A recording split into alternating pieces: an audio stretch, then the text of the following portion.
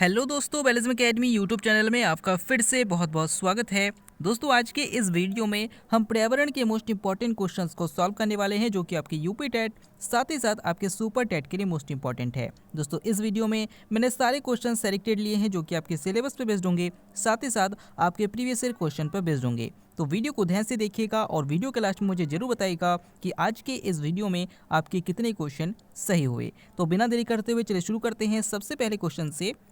सबसे पहला क्वेश्चन है, सूची फर्स्ट को सूची सेकंड से मिलान करें। यहाँ पर आपको पहली सूची को दूसरी सूची से मिलान करना है। सबसे पहले है गेंडा। तो आपको पता है कि सबसे अधिक गेंडा जो पाए जाते हैं वो काजीरंगा नेशनल पार्क में पाए जाते हैं।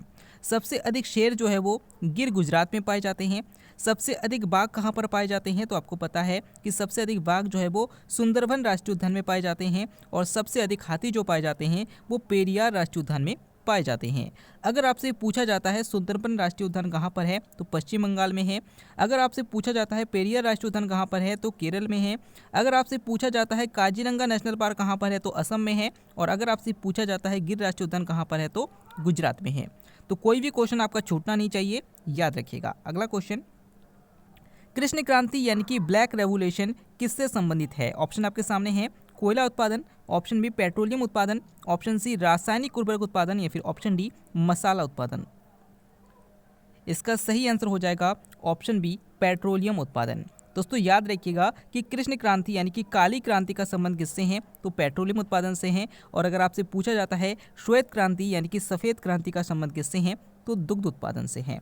अगला क्वेश्चन, निम्न में से कौन सा विषय समवर्ती सूची के अंतर्गत नहीं आता है? ऑप्शन आपके सामने है, शिक्षा, ऑप्शन बी वन, ऑप्शन सी परिवार नियोजन, या फिर ऑप्शन डी पंचायती राज। इसका सही आंसर हो जाएगा ऑप्शन डी पंचायती राज। दोस्तों, याद रखिएगा कि शिक्षा, वन और परिवार नियोजन तीनों समवर्ती सूची के अंतर्गत आते हैं, लेकिन जो पंचायती राज है ये समवर्ती सूची के अंतर्गत नहीं आता, बल्कि ये राज्य सूची का विषय है। अगला क्वेश्चन, प्रोजेक्ट टाइगर की शुरुआत कब हुई? ऑप्शन आपके सामने है 1972, ऑप्शन बी 1973, ऑप्शन सी 1992, या फिर ऑप्शन डी 1976। इसका सही आंसर हो जाएगा ऑप्शन बी 1973। दोस्तों, दो क्वेश्चन आपसे पूछे जा सकते हैं। एक पूछेगा कि प्रोजेक्ट टाइगर कब शुरू हुआ था, तो 1973 में शुरू हुआ था। लेकिन अगर आपसे पूछा जाता है गिर प्रोजेक्ट कब स्टार्ट हुआ था, तो याद रखिएगा 1972 में शुरू हुआ था। तो याद रखिएगा दोनों क्वेश्चन अलग है, पूछा जाता है। अगला क्वेश्चन, मॉन्ट्रियल समझौता का संबंध किस क्षेत्र से है? ऑप्शन आपके सामने है, जैव विविधता का संरक्षण, ऑप्शन बी ग्रीन हाउस गैसों के उत्सर्जन में कमी, ऑप्शन सी ओजोन परत का संरक्षण, या फिर ऑप्शन डी प्रवाल भित्ति का संरक्षण। इसका सही आंसर हो जाएगा ऑप्शन सी ओजोन परत का संरक्षण। दोस्तों, याद रखिएगा कि अगर आपसे पूछा जाता है मॉन्ट्रियल समझौता का संबंध किससे है, तो ओजोन परत के संरक्षण से है। और अगर आपसे पूछा जाता है क्योटो प्रोटोकॉल का संबंध किससे है, तो याद रखिएगा कार्बन प्रतिबंध से है। अगला क्वेश्चन, प्रोजेक्ट एलिफेंट किस वर्ष शुरू किया गया था? ऑप्शन आपके सामने है 1990, ऑप्शन बी 1992, ऑप्शन सी 1973, या फिर ऑप्शन डी 1993। इसका सही आंसर हो जाएगा ऑप्शन बी 1992।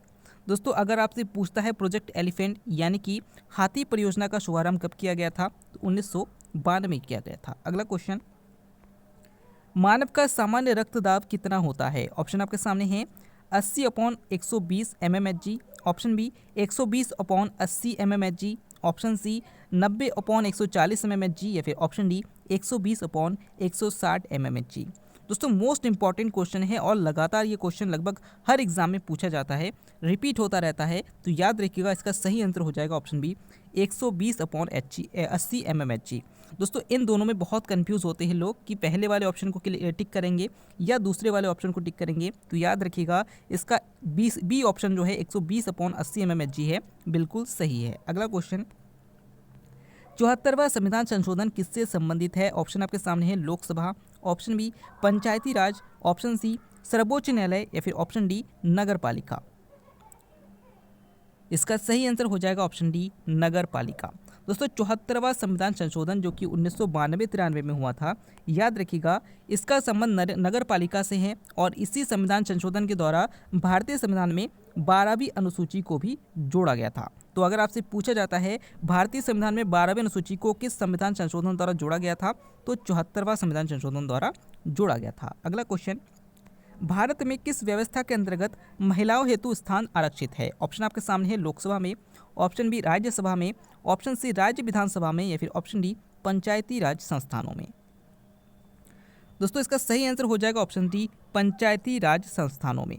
दोस्तों याद रखिएगा कि हमारे देश में त्रिस्तरीय पंचायती राज व्यवस्था है और इसको बलवंत राय मेहता समिति द्वारा इसकी अनुशंसा की गई थी। अगला क्वेश्चन, निम्नलिखित में से किस वायुमंडलीय परत को मौसमीय परिवर्तन की छत कहा जाता है? ऑप्शन आपके सामने है क्षोभ मंडल, ऑप्शन बी बहिर्मंडल, ऑप्शन सी ओजोन मंडल, या फिर ऑप्शन डी आयन मंडल।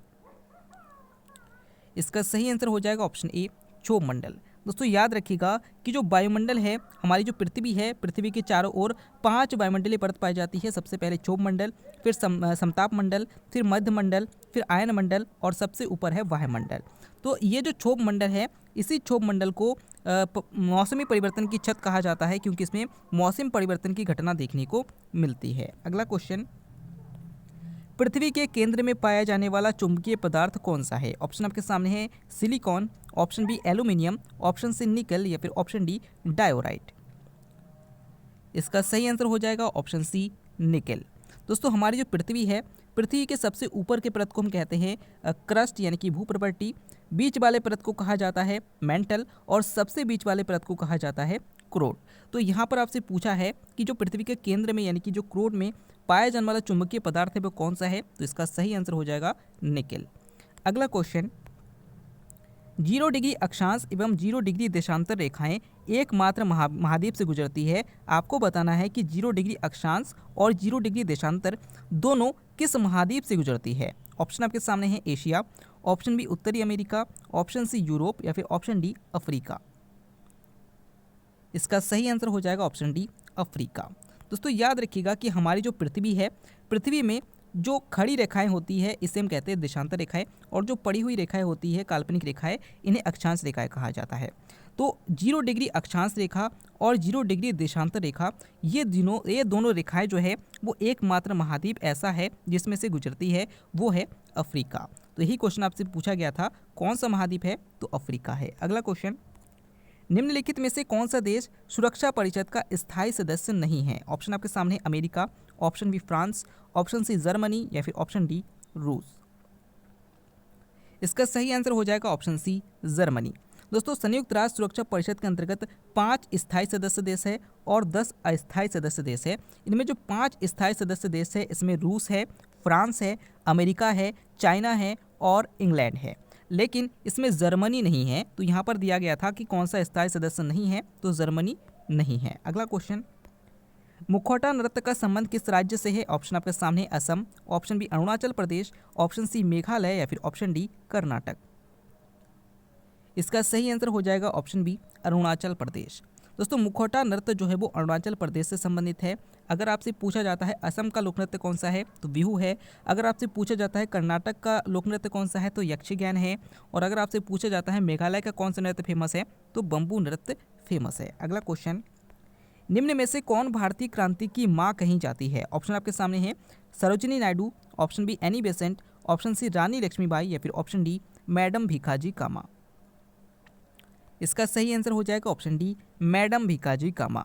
दोस्तों याद रखिएगा कि मैडम भीखाजी कामा जी ने सबसे पहली बार जर्मनी में भारतीय झंडे को फहराया था। तो अगर आपसे पूछा जाता है कि ऐसे कौन से व्यक्ति हैं जिन्होंने सबसे पहली बार भारत से बाहर भारतीय झंडे को फहराया था, तो मैडम भीखाजी कामा ने फहराया था और इन्हें भारतीय क्रांति की माँ कहा जाता है। अगला क्वेश्चन है, खुला रुधिर परिसंचरण तंत्र यानी कि ओपन ब्लड सर्कुलेटरी सिस्टम पाया जाता है। आपको बताना है किस में पाया जाता है। ऑप्शन आपके सामने है मेढक में, ऑप्शन बी खरगोश में, ऑप्शन सी तिलचट्टा में, या फिर ऑप्शन डी चूहे में। इसका सही आंसर हो जाएगा ऑप्शन सी तिलचट्टे में। दोस्तों यहाँ पर जो मेढक है, जो खरगोश है और जो चूहा है, इन सब में बंद रुधिर परिसंचरण तंत्र पाया जाता है, लेकिन जो तिलचट्टा है इसमें खुला प्रकार का रुधिर परिसंचरण तंत्र जो है वो पाया जाता है। अगला क्वेश्चन, डोडा बेट्टा चोटी निम्नलिखित में से किस पर्वत श्रृंखला पर स्थित है? ऑप्शन आपके सामने है नीलगिरी पहाड़ियाँ, ऑप्शन बी इलायची पहाड़ियाँ, ऑप्शन सी अन्नामलाई पहाड़ियाँ या फिर ऑप्शन डी नल्लामाला पहाड़ियाँ। इसका सही आंसर हो जाएगा ऑप्शन ए नीलगिरी पहाड़ियाँ। दोस्तों याद रखिएगा कि नीलगिरी पहाड़ी की सबसे ऊंची पर्वत चोटी डोडा बेट्टा है। और अगर आपसे पूछा जाता है पर्वतों की रानी किसे कहा जाता है, तो नीलगिरी पहाड़ियों को कहा जाता है। अगला क्वेश्चन, इनमें से कौन सा युग्मक सही नहीं है यानी कि गलत सुमेलित है, आपको बताना है। ऑप्शन आपके सामने है एपी कल्चर मधुमक्खी पालन, ऑप्शन बी पीसी कल्चर मत्स्य पालन, ऑप्शन सी सेरी कल्चर रेशम कीट पालन या फिर ऑप्शन डी सिल्वी कल्चर छिपकली का अध्ययन। इसका सही आंसर हो जाएगा ऑप्शन डी सिल्वी कल्चर छिपकली का अध्ययन। दोस्तों यहाँ पर जो एपी कल्चर है मधुमक्खी पालन से है, बिल्कुल सही है। पीसी कल्चर का संबंध मत्स्य पालन से है, ये भी बिल्कुल सही है। सेरी कल्चर का संबंध रेशम कीट पालन से है, ये भी बिल्कुल सही है। लेकिन जो सिल्वी कल्चर है इसका संबंध छिपकली अध्ययन से नहीं है, जबकि बल्कि छिपकली अध्ययन का संबंध सेरोलॉजी से है।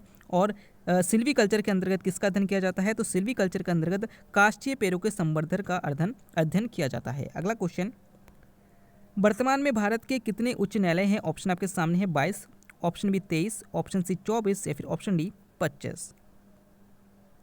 इसका सही आंसर हो जाएगा ऑप्शन डी 25। दोस्तों वर्तमान में भारत में टोटल 25 उच्च न्यायालय हैं। और अगर आपसे पूछा जाता है भारत का अंतिम उच्च न्यायालय कौन सा है, तो आंध्र प्रदेश उच्च न्यायालय है। अगला क्वेश्चन, सुमेलित कीजिए, आपको यहाँ पर सुमेल करना है। ऑप्शन आपके सामने है अमीटर, तो याद रखिएगा कि जो अमीटर है, अमीटर के द्वारा विद्युत धारा की माप की जाती है। हाइग्रोमीटर के द्वारा वायुमंडल की आर्द्रता को मापा जाता है। बैरोमीटर के द्वारा वायु दाब को मापा जाता है। और वाट के द्वारा शक्ति को मापा जाता है।